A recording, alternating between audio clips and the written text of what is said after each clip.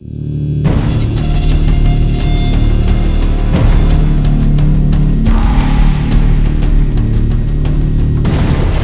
there, my name's Scott. Today I'm going to be doing a review on the Imist Atomiser, which I received from www.safercigs.co.uk. Before I start though, I must point out I did receive it free of charge for the purpose of conducting a review. My opinion of the product remains true, honest and accurate as always. Okay, so let's go straight ahead and show in a bit more detail. Okay, so here we have the three parts that make up the Imist Atomiser. You have your Type A tank, then the actual sort of atomizer part, and then you have this sort of cone shaped section. And if you look down the bottom there, you can see there's a small spike, and underneath that spike there you've got like a small piece of what looks like this sort of e-cig E2 sort of wicking material. So once your tank is filled up, that will go into the top here. That little spike will then go inside the tank, that will feed e-liquid down.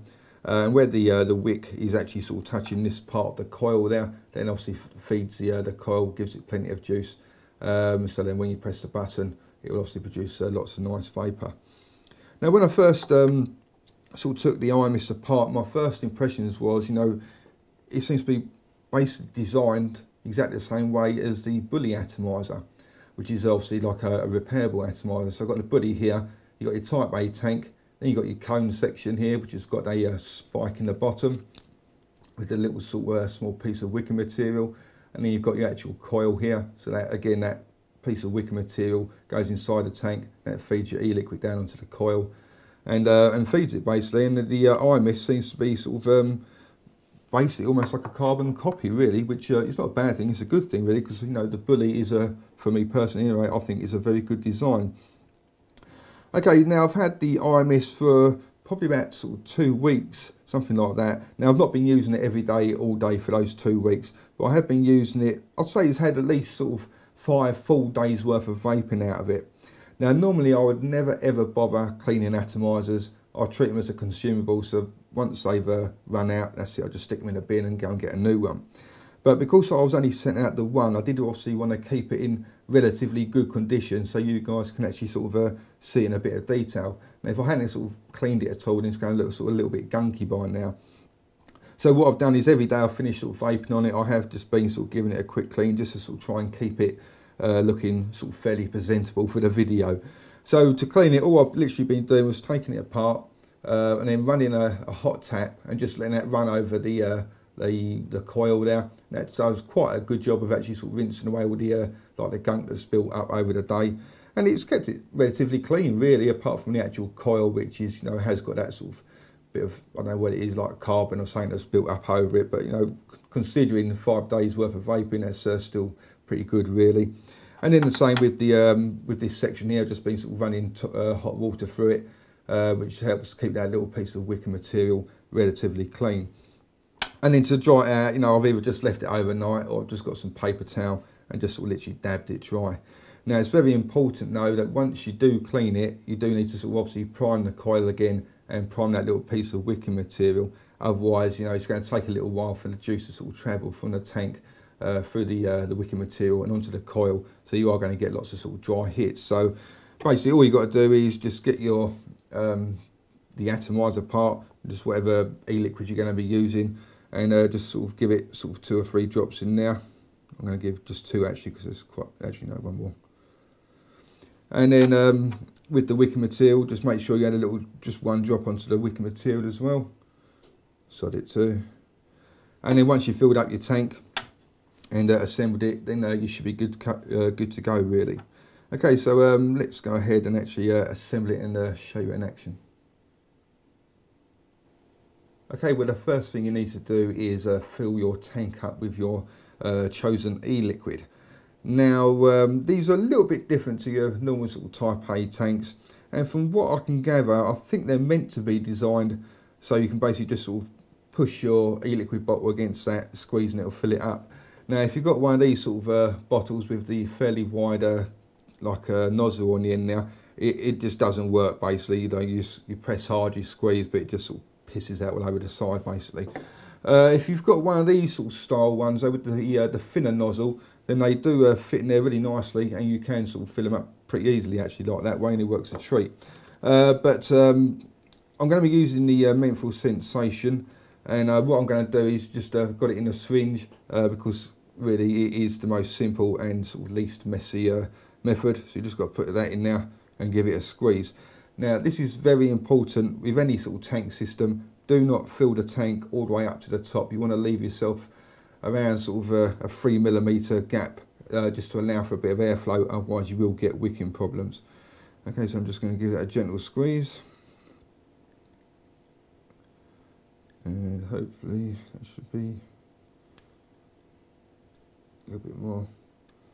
And that's it. So I've left myself a fairly nice gap at the top there to allow for a bit of airflow, and then I won't be getting any wicking problems.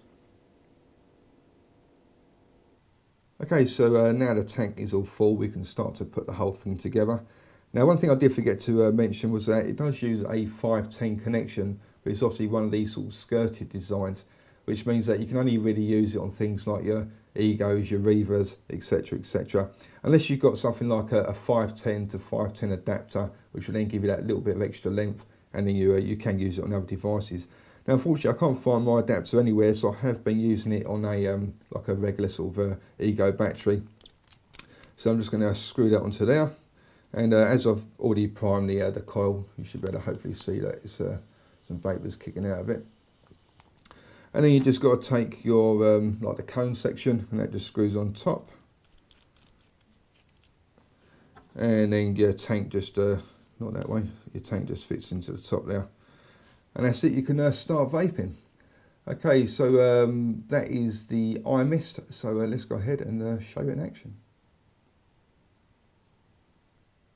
Okay, so that is the Imist Atomiser. So what I do now is obviously go ahead and show you in action. Okay, so I've got the tank filled up with some of that 18mg strength HS menthol sensation, and I'm just using it on an old Ego T battery.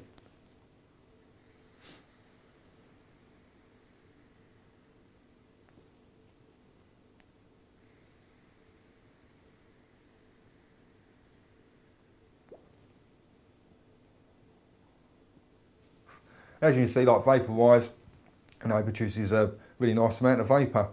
Now you have to bear in mind though that I'm using this with just sort of a standard PG based e-liquid.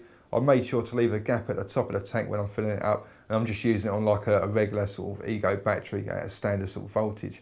Now if you are a person who likes to use your sort of thicker VG based e-liquids, or vegetable glycerine for those that don't know, and you like to vape at slightly higher voltages than like your sort of standard voltage, then these probably aren't going to be the ones for you, because you are going to get lots of sort of dry hits and a very nasty sort of burnt taste and because of wicking problems. Now, I don't ever have any problems at all with any of these sort of tank systems. I think that is because I'm using the PG based e-liquids at a standard voltage, and I'm leaving a bit of a gap there. Now, whenever I speak to people who do have problems, it's almost guaranteed they're always the people who like the VG liquids and they like vaping at sort of slightly higher than 4 volts. And so, you know, if you are one of those people, no, I wouldn't bother wasting your money getting one, because you're not going to enjoy it. But if you do like your regular PG liquids, just want to vape at a regular voltage, then you know, like, you're not going to have any problems at all, hopefully.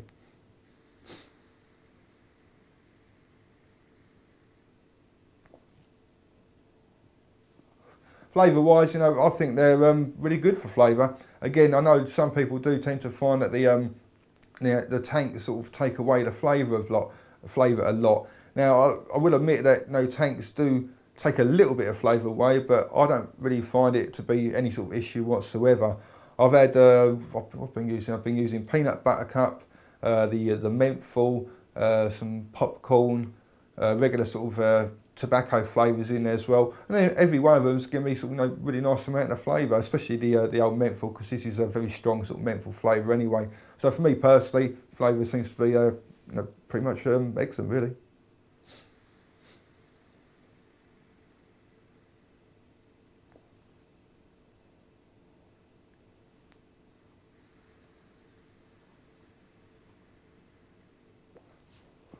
Throw hit wise, when I first got it, I thought the throat hit was a bit pantsy. I wasn't really sort of getting any sort of kick at the back of my throat at all there.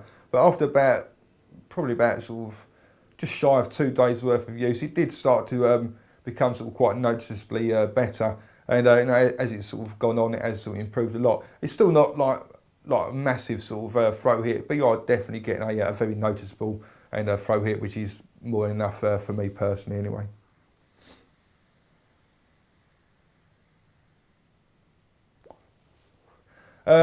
Some people will probably find the draw to be quite airy, and this is probably my only sort of real negative I've got about it. It makes that awful sort of whistling sound every time you drag. I don't know if you can hear it, but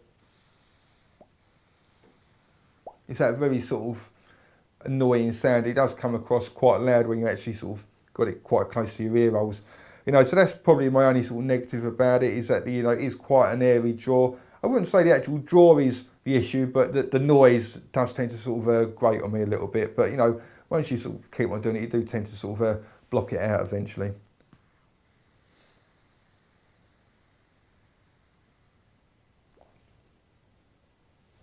There's not a great deal else I can really sort of tell you. Now, if you fancy trying one of these out for yourself, go along to www.safercigs.co.uk. Thank you very much for watching, and also come along and visit my website at www.e-cig-reviews.com. That's e-cig-reviews.com. Cheers guys, happy vaping, see you later.